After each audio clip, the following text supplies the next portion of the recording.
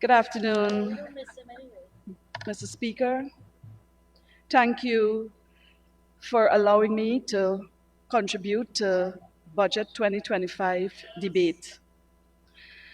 As I stand before this Honorable House today, I extend my unwavering support for Budget 2025. Let me immediately underscore the leadership role of the Senior Minister, Dr. Ashni Singh, responsible for finance in the Office of the President, and his dedicated and disciplined team, whose efforts and contribution ensured an early presentation of Budget 2025. Under the theme, A Secure, Prosperous and Sustainable Guyana. A budget, Mr. Speaker, which further enhances and expands on the PPP civic government achievements since its return in August of 2020. Recalling, Mr. Speaker, the battle of the People's Progressive Party Civic to save our country from the clutches of a group of politicians bent on illegally squatting in government, which threatened democracy, creating instability, and later, after the election, before the results were out, Guyanese, Mr. Speaker, remembers the drama, the fiasco that ensued at Ashman's building, the GCOM headquarters, and right here in the ACCC, where the recount took place, and in the Guyana's court, and of course, in the Caribbean Court of Justice. The CCG ruled, Mr. Speaker, and vindicated the People's Progressive Party Civic as the winner, the legitimate leader of government, while APNU AFC is regaled to the opposition benches. Mr. Speaker, yesterday the Honorable Member Vincent Henry claimed that APNU AFC brought back democracy. Whatever his motive for such claims, the record must be set straight, and was set straight by my colleague, Honorable Charlie. The restoration of democracy was only possible by the People's Progressive Party Civic. The People's Progressive Party Civic continues, Mr. Speaker, to advance a consultative and inclusive democracy, giving and sustaining hope to people, to Guyanese people, to ordinary people. Mr. Speaker, the budget is fundamentally strong on transitioning and modernizing Guyana. It presents policies for stimulating investment opportunities and allocating financial resources for expansion in every sector, and yes, to further address and improve the lives of every category of our population. To do so, the path to a better Guyana is manifested in significant investment to benefit the private sector, industry, etc. Infrastructure and other transformative projects, Mr. Speaker, takes precedence in this period, such as the new 4-lane highways constructed and being constructed, the new harbor bridge, the gas-to-shore project, the opening up of new housing schemes, which allows for the boom in the construction industry, and of course, in the advancement of Silica City. Advancing food security, Mr. Speaker, as a nation is critical and a priority. The investment in agriculture and food security is for the long term. Agribusiness and becoming a major supplier of food for the future. And of course, Guyana is looking to also become the supplier of food worldwide. Mr. Speaker, the establishment of agro-processing facilities, newer investment, which will lead to supporting food security and modernizing the way we do agriculture. Mr. Speaker, I also want to allude and support the budget for its continued support to ensuring that the sugar industry is not destroyed, and that the families that are engaged in this critical industry, that their livelihoods too are secured, and that their children and their future, the children will also have a secure family environment, a secure future that will allow them to enjoy the benefits of our country. On the measures to address individual benefits, Mr. Speaker, Budget 2025 has returned the Because We Care cash grant. Today, this budget will ensure that children in both private and public school will receive $50,000. In addition to the school uniform assistance, which will then take this to $55,000. Mr. Speaker, the PPP reinstated the cash grant, much to the delight of families and, of course, the children.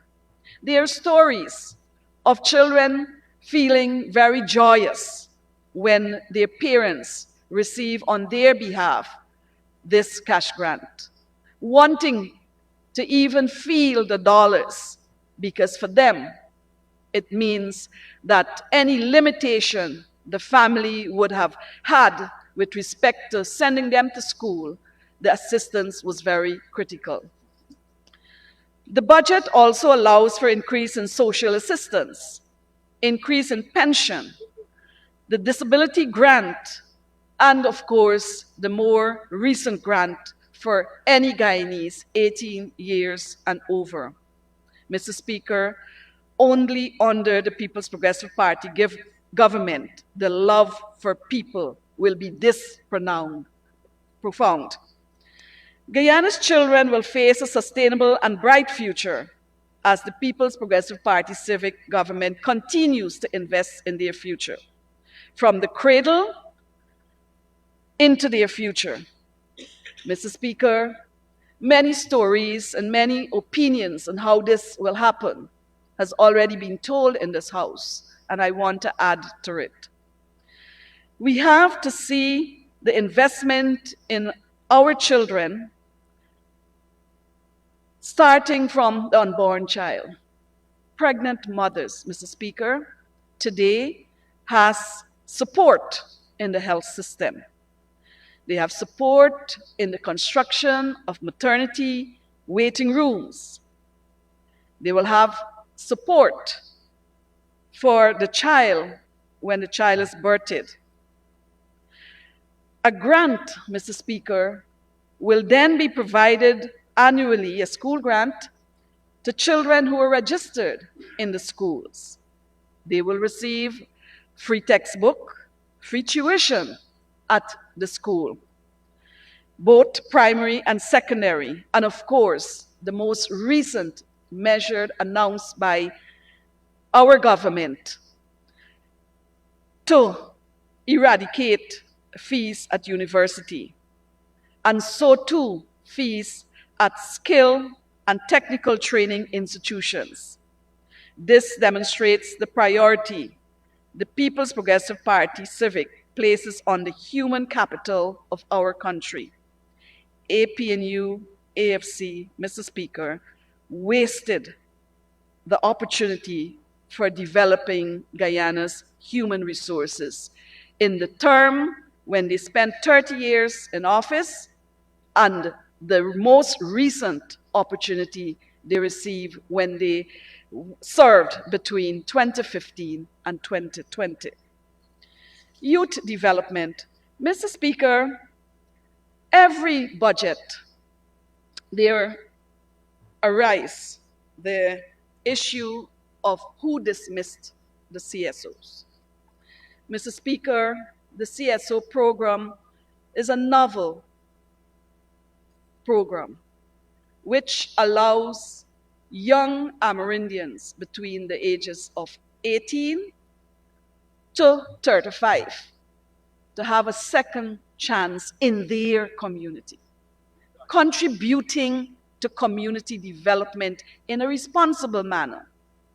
I want also, Mr. Speaker, to say that over the years of 2015 to 2020, we were accused of engaging young people because we wanted a political red brigade.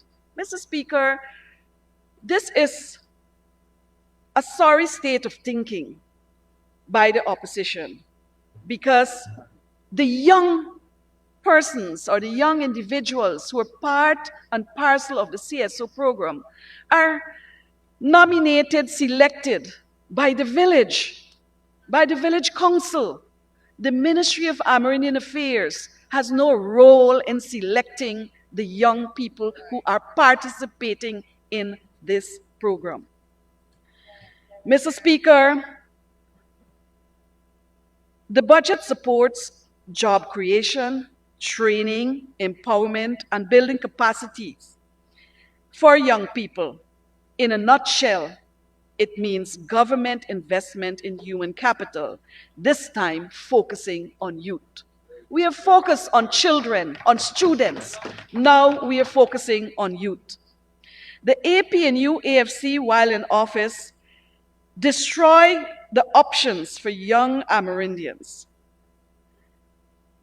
When they were in office, during that period, it was in June of 2015 that the program was abandoned. Mr. Speaker, I want to clear the air on this allegation that we dismissed them. Mr. Speaker, it was election time. It was campaigning time. Our government, through a cabinet decision, ensured that the young CSOs or the Amerindian youths would have been paid up to April. And the incoming government, whether it be the PPP Civic or the APNU AFC, they would have had the responsibility to take the program forward.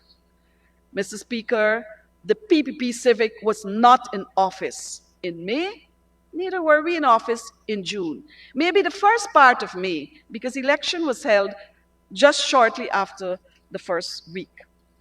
And so that program was destroyed, and the APNU AFC took away for the entire 5 years and a few months a maximum of $3.6 billion from Amerindian young people's pocket. $3.6 billion was the investment that spanned the 5 year of any term. Or it, Mr. Speaker, when we came back into office in August of 2020, our manifesto made a promise that we will reinstate this program. And we did reinstate it, and we put back into the pockets of young Amerindians more than $3.5 billion in stipend. We also was able, because we came back, to begin to execute and implement the other component of the program, which was training component. And we spent more than $1.4 billion, $114 million to train young CSOs. Mr. Speaker, the majority of the CSOs that supported village development and community development did not remain in that position because many have gone on to various other levels of activities. And I'm very proud, Mr. Speaker, of all of those who've moved on from the CSO into a better job environment. Mr. Speaker, I want to point out here, for example, in Madhya, the mayor, an Amerindian, a young Amerindian woman, and a deputy mayor of Madhya, both females, were once former CSOs. And this is at the leadership level. They're taking hold of leadership in their own region. Mr. Speaker, the majority of young Amerindian leaders who were elected at the village level in a democratic way also emerge from the CSO. We have, for example, Ms. Colette Johnny, the current Tushao of Tipiru, was a CSO. Ms. Cynthia Samuel from Kariako in Region 1, she moved on to be a CHW, and today she's now a nurse, a trained nurse. Ms. Colleen Agard from Kimbia has moved into the education sector as a teacher. These are just a sample of the many more such success stories. Time will not permit me to read a long list of which CSO went where and in which sector they are now serving. Mr. Speaker, yesterday, the honorable member, Mr. Henry, inferred that the People's Progressive Party Civic dismissed 2,500 young participants in the HAZE project, which was established by the APNU-AFC. Mr. Speaker, I want to inform this House that the HAZE program came to an end in July of 2019. And a letter was sent to the Ministry of Finance, and I hope one day the Ministry of Finance can share that letter. I was looking for it, but of course we did not manage, we were not there to manage the correspondences when they were in there. But a letter was sent to the Ministry of Foreign Affairs, Finance, saying to the minister, then Minister Jordan, that the funding for CSO was depleted and that they will retain only 3 staff up to July of 2019 to prepare the final report. My experience, Mr. Speaker, when I entered that ministry in 2020, August of 2020, the 3 retained HAZE technical support staff was still there. And they stayed on to December 2020, when the program was totally not in operation. So the People's Progressive Party civic government could not have dismissed the HAZE. In fact, when you peruse the Auditor General's report of 2017, the Auditor General in that report noted that $865 million under the HAZE project was unaccounted for, or could not. There was no evidence that show that this money was spent for the purpose it was allocated for. Mr. Speaker, I'm saying this because I have lived this experience in my ministry. And when I hear the members of the other side try to dab dirty mud onto the PPP Civic, I need to clear the air. Mr. Speaker, during the APNU-AFC period, I also want to address the issue of land tenure, security, and land rights for Amerindians. There's no doubt that the precondition for independence was that Amerindians would not be left landless. It is a fact that in the 2901 Act that 74 villages were listed with full description, because sometime in the 1967-68 period, a land commission was established to examine land rights and land occupation by the then First People. That report recommended the area, the location for both occupation of residential, fishing, farming, gathering, agriculture, etc. And so, yes, land titling began way before we were in office. However, what I must disclose to this House is that the then PNC did not make any or did not put any effort or priority on surveying those land. It was a mere description by aerial survey, bounded by natural boundaries. And when we came into office, we were told that only one village, Oriala Sipuruta, was demarcated. Mr. Speaker, we have looked high and low. GLSC has looked high and low for that demarcation, or that survey, the cadastral survey for that village. It has never been found. It was the People's Progressive Party civic government under Dr. Chedi Jagan, Mrs. Janet Jagan, and the Honorable Vice President, now Vice President, when he was President, that annually a sum was placed in the budget for land titling to be addressed.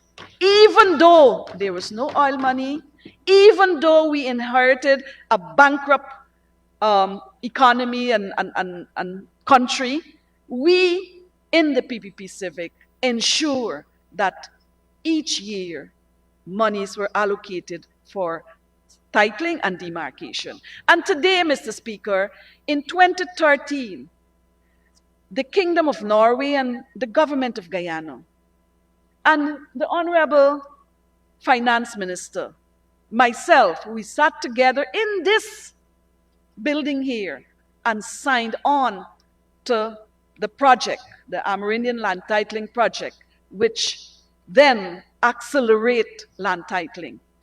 Mr. Speaker, as I'm on that, I wanted to share what occurred.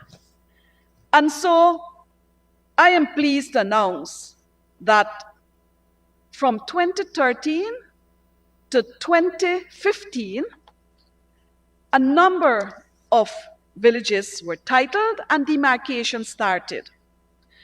In 2015 to 2020, the APNU spent $2.289 billion to address land titling.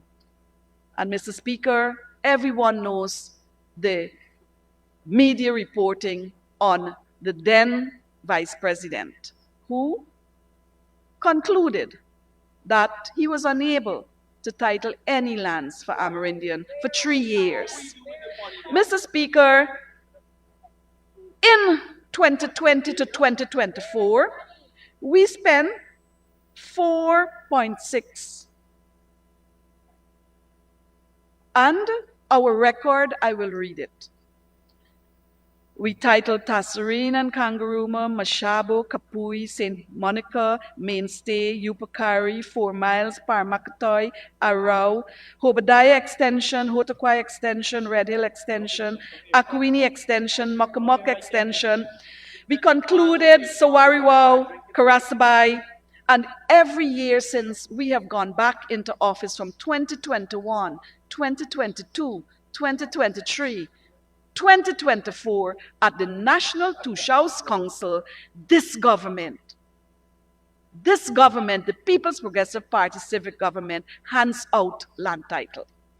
Mr. Speaker, that's what a working government is all about. We work for the people. We work tirelessly for the people. And of course, we have made significant strides. We still have, it is a work in progress, and we still have villages who are anxious with us, who are anxious to get their titling out. But I want to also say that we could have done much more, but our government was faced with 2 years of COVID. Huge floods that surveys could not be completed on time. But I assure you that this year, again, when we have the National 𝐁𝐔𝐃𝐆 Council, we will again be handing out more than zero.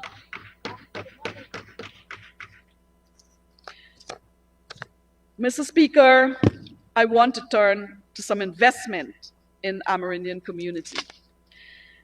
Mr. Speaker, and how it played out with us and the APNU AFC.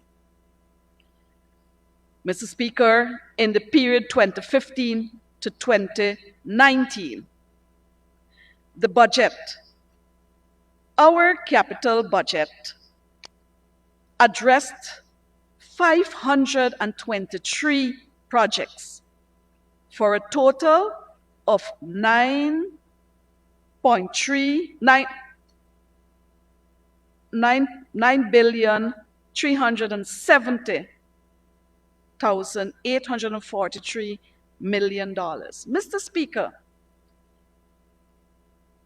523 projects funded by the capital budget in 4 years.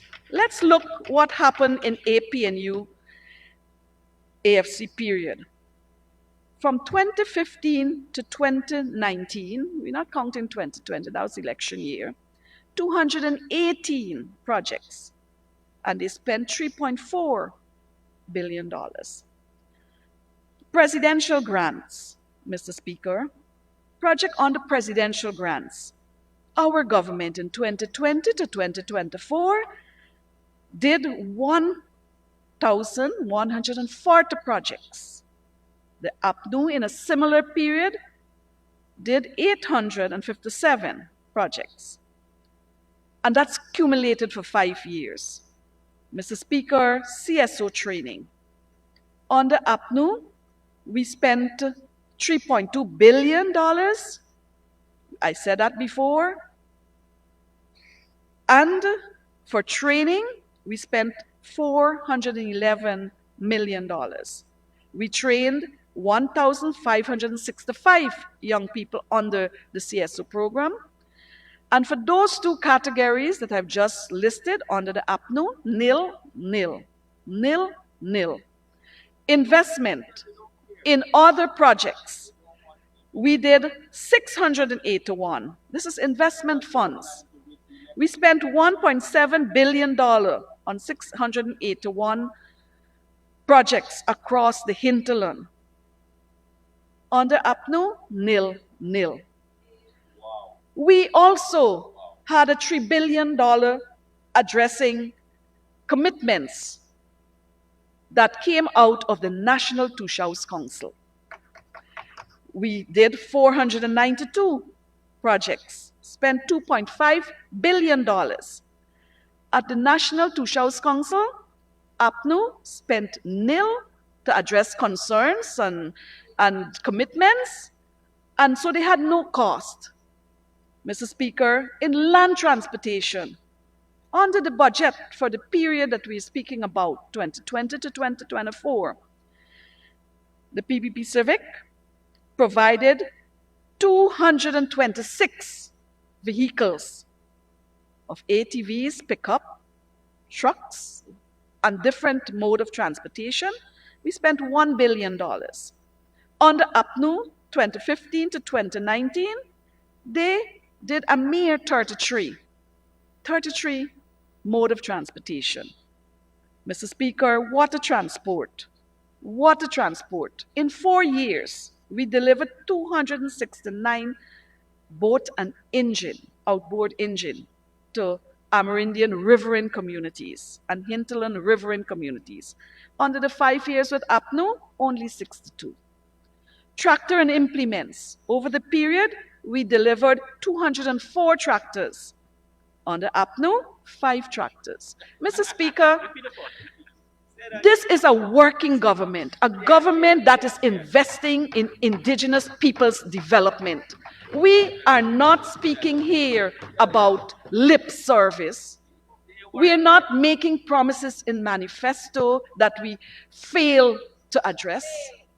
Mr. Speaker, the People's Progressive Party civic government has completed its manifesto promises to the indigenous people, all that was in the manifesto, and we have rolled out additional support.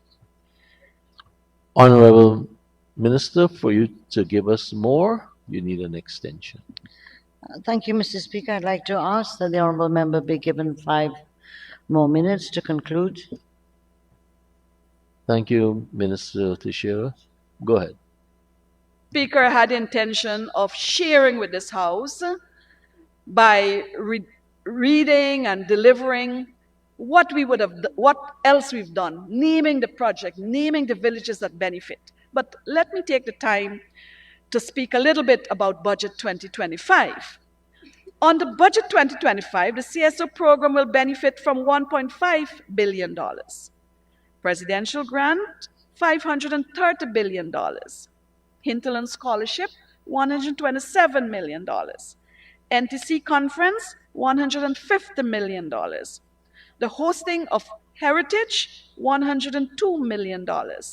Investment in land and water transport, $307 million.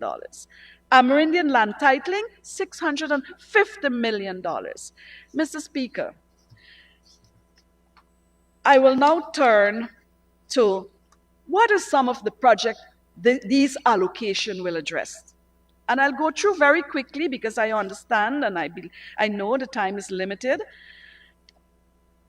We will have, Mr. Speaker, communities have asked us to fund shade houses. And communities in Region 1, and I'll read just a few: Eclipse Falls, Warapoka, Obadiah, Red Hill, Arukamai, Manawaring, Cariaco, Santa Cruz, and others have asked for shade houses. We don't determine what we want to give. They do a village consultation, come up with their priorities, and we address their priorities. And we have a long list of Region 1. For Region 2, shade houses, Mainstay, Mashabu, Akwini, Wakapau, Kapui, Kabakaburi, Tapkuma, Bethany. Mr. Speaker, these are villages that have asked for shade houses, fish farm, pepper cultivation, fruit farm, etc. And I can go on and on with how much support we are providing to indigenous villages so that they too can develop. They too can have economic activities that create employment and increase income. Mr. Speaker, of course, I want to also tell you that for food security, we ensure that we work within certain parameters of food security, infrastructure, tourism, economic projects, women projects, youth projects, social and productive projects. I also want to mention, before the time is up, the issue of the low carbon development strategy and, of course, the carbon credit revenue that we have been given the authority through resolutions signed by all the leaders at the last NTC, accepting this mechanism. Mr. Speaker, thus far, this government has transferred to Amerindian villages 248 villages, a total of $9.6 billion that will address additional investment in their villages. Today, we speak about investment. and I want to draw your attention that it's not only about farming now, but it's also about investment in mining, investment in forestry, investment in quarrying. Over the last 2 years, Amerindian villages have invested in medium-scale mining, not necessarily only in gold mining, but in other precious stones and, of course, quarry aggregate, contributing to the investment our country is making at the infrastructure sector, in roads. Many villages today are also investing in upgrading roads, concrete roads in Region 1, Region 9, Region 8. For Region 8, Mr. Speaker, I know my time is limited, but I have to speak about Region 8.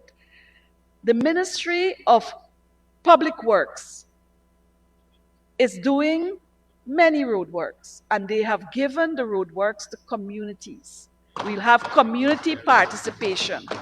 Over $2 billion of roadworks, over $2 billion of roadworks in Region 8, Subdistrict 2. In Subdistrict 1, which is the North Pacaraimans, the Ministry of Public Work is enhancing and upgrading the roads from Karasabay to Parmakatoy and 𝐃𝐄𝐁. They're revamping and upgrading the airstrip.